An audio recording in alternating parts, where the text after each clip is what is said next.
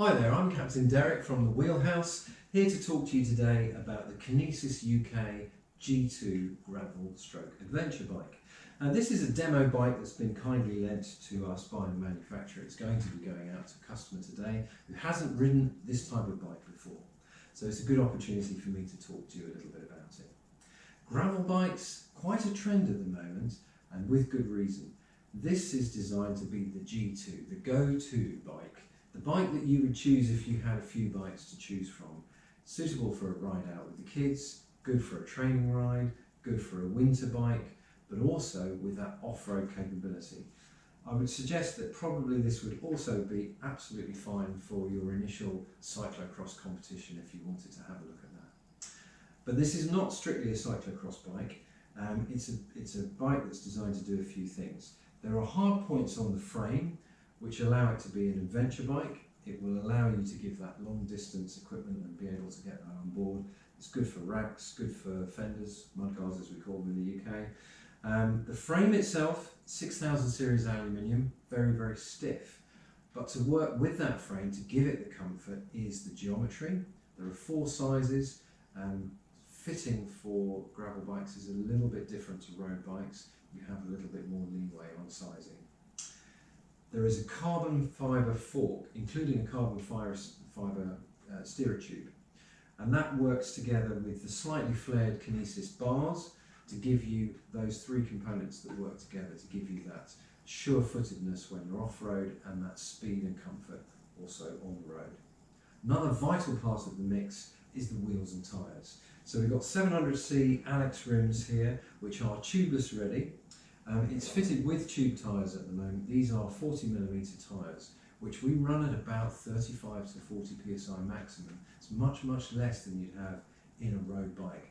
And that's again part of that compliance as you go over those small bumps very quickly.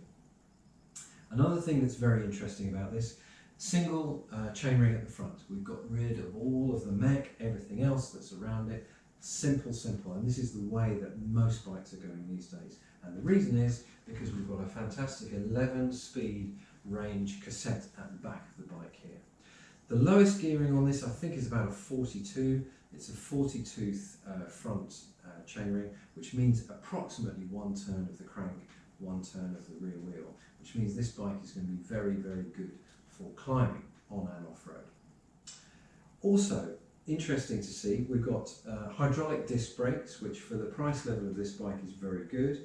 I particularly like these SRAM disc brake calipers because they're actually, and if you look at the detail photographs you'll see this, they're actually flush mounted to the blade of the carbon fork and also onto the chainstay at the rear of the bike, which makes them nice and neat, and it moves them inboard so they can't be hit by rocks or trees or anything like that.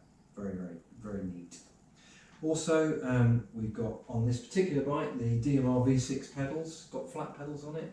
These are plastic pedals, but very nice. The latest in their version of their classic design that's been around for a very long time. Adjustable stack on the head tube. It's an FSA headset, sealed bearings, no maintenance at all on that.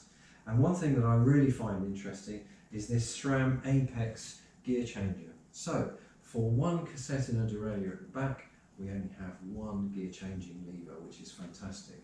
A single click, which changes the gear up, and a push slightly further, which changes the gear down. It's very intuitive, very easy to get used to, and very, very simple indeed. One of the things I particularly like is off-road. There is always a chance that you might hit a tree or anything that's sticking out if you're in a narrow path.